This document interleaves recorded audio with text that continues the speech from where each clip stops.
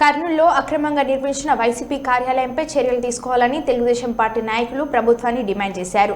కర్నూలు నడిబొడ్డున ఉన్న railway station కూడలిలో దాదాపు 2 ఎకరాల్లో వైసీపీ కార్యాలయాన్ని ఓ ప్యాలెస్లా కట్టారని టీడీపీ నేతలు విమర్శించారు. దాదాపు నిర్మాణం పూర్తి అయిన వైసీపీ కార్యాలయాన్ని టీడీపీ రాష్ట్ర నేత సోమిశెట్టి వెంకటేశ్వర్ ఆధ్వర్యంలో పరిశీలించారు. అత్యంత ఖరీదైన ఫర్నిచర్ ఉండడంతో ప్రజాధనాన్ని వైసీపీ నాయకులు దుర్వినియోగం చేశారని, ఎలాంటి అనుమతులు లేకుండా నిర్మించిన వైసీపీ కార్యాలయాన్ని ప్రభుత్వం స్వాధీనం చేసుకోవాలని సోమిశెట్టి వెంకటేశ్వర్లు ముఖ్యమంత్రి చంద్రబాబు నాయుడిని కోరారు.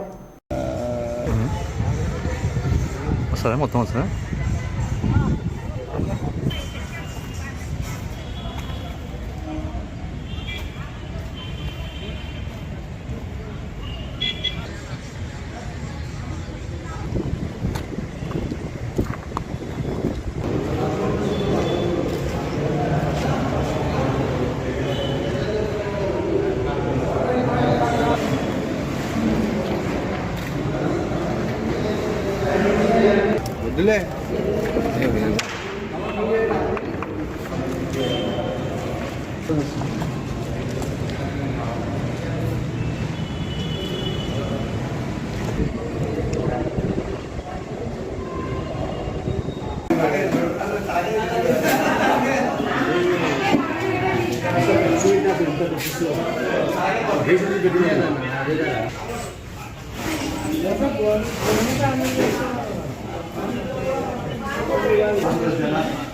你挺高的，走那个那个。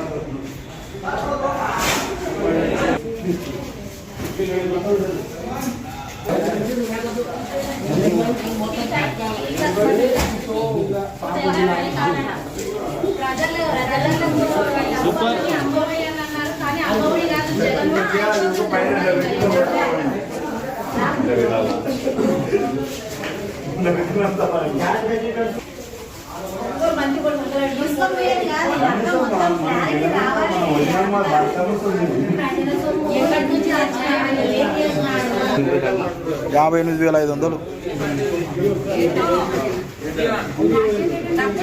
ఇంత రాచకమ్మా ప్రజల సొమ్ము.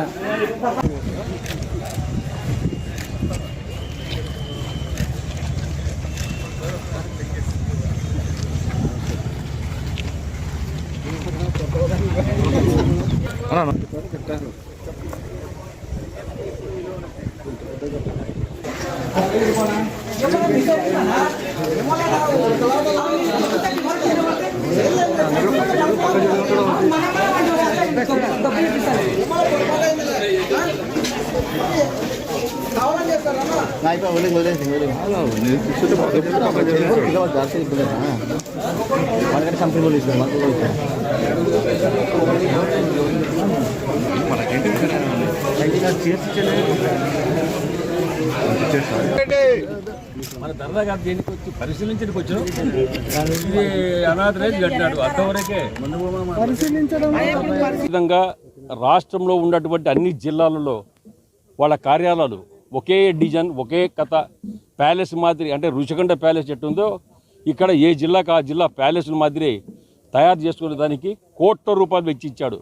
ఈ ల్యాండ్ యాక్ట్ అని చెప్పేసి పక్క మోసం, దగ.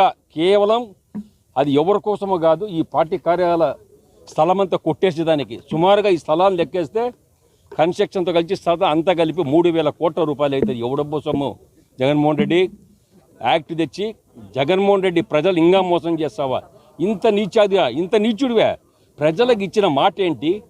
నువ్వు ప్రజలకు నేను ల్యాండ్ యాక్ట్ పెట్టి చెప్పేసి చట్టం తెచ్చి పెడతా అని చెప్పేసి ప్రజల సొమ్ము దోచుకుంటావా? దుర్మార్గుడా. ఇవాళ అడుగుతున్నాం, కేవలం సరే దోచుకున్నావు అని అందరికీ తెలుసు, కానీ ఒక చట్టం ఉంది. మున్సిపాలిటీ ఉంటే మున్సిపాలిటీ, కాంప్లెక్స్ మన కమర్షియల్, ఇది కార్పొరేషన్ ఉంటే కార్పొరేషన్, దానికి మీరు పర్మిషన్ తీసుకోవాలా. కన్స్ట్రక్షన్ తీసుకోవాలంటే పర్మిషన్ తీసుకోవాలా. ఎక్కడ కూడా అనాథరైజ్డ్, అనుమతులు లేకుండా, ప్రభుత్వ అనుమతులు లేకుండా కన్స్ట్రక్షన్ చేశావు. ఈరోజు ఒక ముఖ్యమంత్రి, రాష్ట్రాన్ని పరిపాలించే ఒక ముఖ్యమంత్రి ఇటువంటి దొంగ పని చేయొచ్చునా? ఎందుకంటే చిత్తుగా ఓడించారు.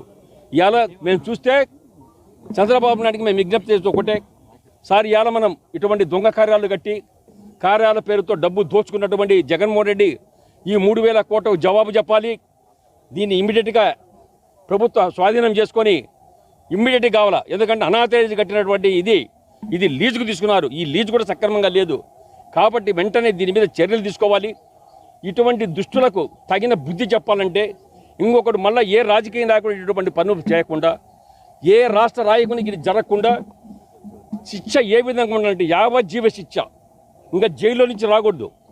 ఈ దుర్మార్గుని తీసుకుపోయి జైల్లో పడేసి ఖచ్చితంగా ఈయనకు సిల్వర్ బొచ్చ ఇచ్చి తీరాలి. జీవితంలో ఇంకా బయటికి రాకుండా బుద్ధి చెప్పాలి దుర్మార్గునికి. చూసాం లోపల ఫర్నిచర్, లగ్జరీ ఫర్నిచర్. ఎవడబ్బో సొమ్మురా నాయన, ఎవడబ్బో సొమ్ము అదే. సోఫాలు, డోర్లు ఇంతలా ఉన్నాయి అంటే ఏమైనా చౌకట్లు, ఇంకా డోర్లు ఇంతలా ఉంటాయేమో. దొంగతనాలు చేయడం నెంబర్ 1. నీకు ఎంత ఈజీయో అర్థమైపోతూ ఉంది. కాబట్టి చంద్రబాబు నాయుడికి, మా నాయకుడికి, మా ముఖ్యమంత్రి గారు ఒకటే విజ్ఞప్తి చేస్తే, ఇది తెలుగుదేశం పార్టీ కార్యకర్తలది కాదు, ప్రతి కార్యకర్త, ప్రతి నాయకుడు, ప్రజలందరి కోరిక. ఇటువంటి దుర్మార్గులు కట్టినటువంటి, అనాథరైజ్లు కట్టినటువంటి ఈ స్థలాలను వెంటనే ప్రభుత్వం స్వాధీనం చేసుకుంటారా, లేకుంటే పగలగొడతారా, కూల్స్తారా, అది తమరిష్టం. లేకుంటే ఏ ప్రభుత్వ కార్యాలకు ఒప్పజెప్పి ప్రభుత్వం కార్యాలు నడిపి ఈ పరిపాలన సాగించాలని నేను ముఖ్యమంత్రి మా నాయకుడికి విజ్ఞప్తి చేస్తున్నా. అప్పుడు ఎన్నో సంక్షేమ పథకాలు పెట్టినారు, కానీ ఒక్కొక్క సంక్షేమ పథకానికి ఒక్కొక్క రకంగా కారణాలు పెట్టి ప్రజలకు అందకుండా చేస్తున్నారు. ఒక చిన్న ఇల్లు ఉండి వాళ్ళ హస్బెండ్ చనిపోయినా కానీ కొంచెం 1100 గజాలు ఉందని పెన్షన్ అందకుండా చేస్తున్నారు పేదవాళ్ళకి. అట్లా చేస్తున్నారు. కానీ ఇప్పుడు కొన్ని కోట్లు ఖర్చు పెట్టి అతి తక్కువ ధరకే లీజుకు తీసుకోవడం జరుగుతుంది. మన రిషికొండ ప్యాలెస్ కూడా చూస్తున్నాము. 500 కోట్లు ఖర్చు పెట్టి ఒక ప్యాలెస్ కట్టడానికి అంత ప్రభుత్వం ఏం అవసరం అండి? చిన్న చిన్న కారణాల వల్లనే ప్రజలకు పెన్షన్ అందలేదు.